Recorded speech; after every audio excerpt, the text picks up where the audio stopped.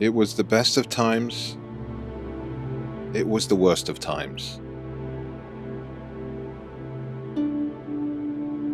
Kirk quotes that line from A Tale of Two Cities in The Wrath of Khan. But by the end of the film, it means something very different. Because this is where one of the most powerful moments in Star Trek history happens. So today, I'm building Torpedo Bay 2.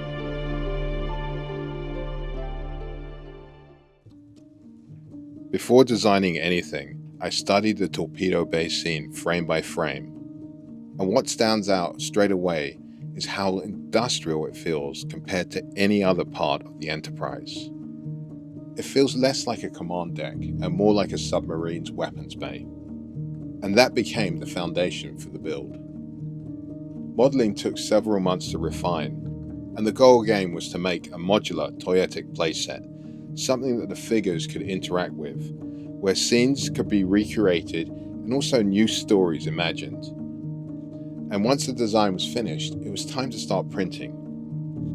At the center of the playset is the torpedo itself, so it was one of the first pieces I decided to design. It's built into 4 parts, 2 end caps, a long body, and a hinge section that opens to access the interior.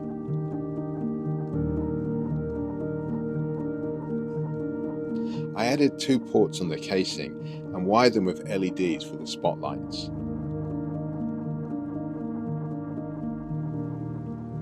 Then I built a rolling platform so the torpedo could move down the track, just like it does in the film. It's a small detail, but it matters.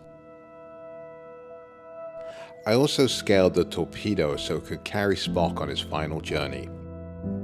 You don't see that part on screen, but it felt like something that needed to be there.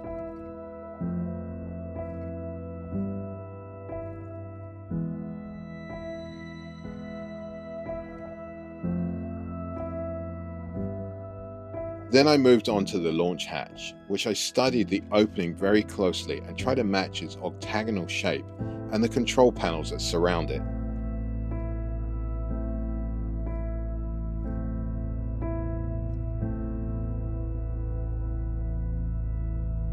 To give it depth, I placed an iPhone behind the hatch and I played a looping Starfield. So when it opens, you can actually see space from the Enterprise. It's a simple trick, but it sells the shot. With the launch hatch finished, I started assembling the walls and the floor. Structural pillars break up the chamber and give it that ribbed industrial look. Between them sit the blue-grey wall panels that define the bay. The grated floor adds details and also helps the figures stand securely. Next came the torpedo track, which is a central feature of the bay. I added spotlight openings so the LEDs could illuminate the torpedo as it rolls forward. When I connected those sections to the hatch, the bay really started to take shape. To support the upper deck, I built structural pillars with those circular bulb ends, a design language Star Trek reused all over the place, even on a Klingon bridge. Then came the scale test. I always do this by bringing in an action figure, because if the scale doesn't work, the playset doesn't work, and this thing is meant to be played with.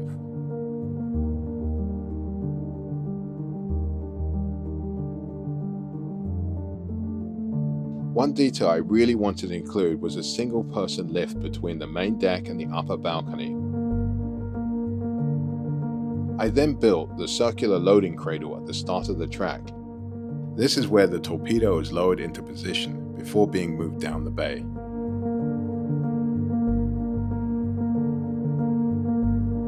Once the track was in place, I tested the torpedo and made sure it rolled smoothly towards the hatch. Again, this had to function like a real playset. To finish the platform, I added a safety rail around the edge. From there, I built more of the real wall structure. Next, I built the entrance side of the bay. The chamber is symmetrical, so the wall mirrors the one on the other side.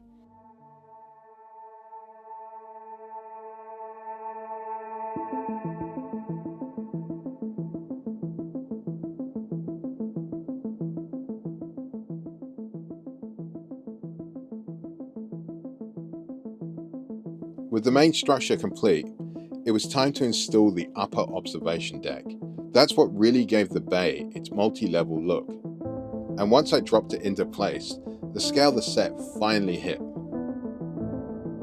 At the center is the circular airlock. This is the same entrance Kirk walks through when he first enters the bay.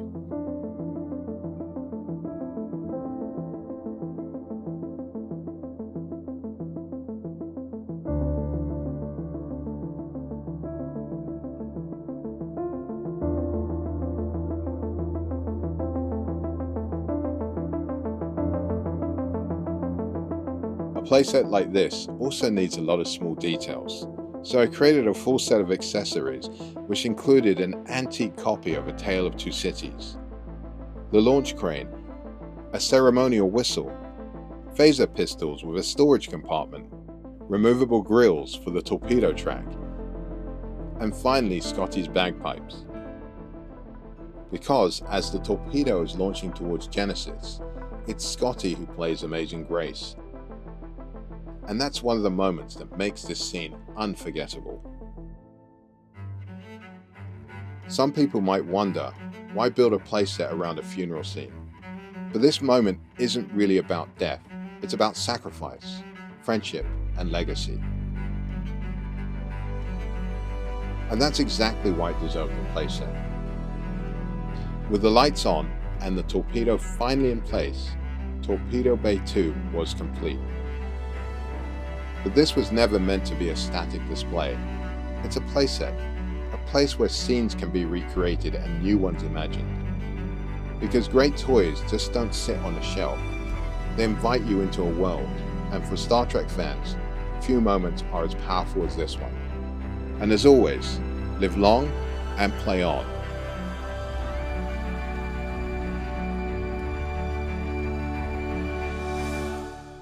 If you enjoyed this build, please give the video a thumbs up, subscribe, and let me know in the comments what Star Trek environment you'd love to see next.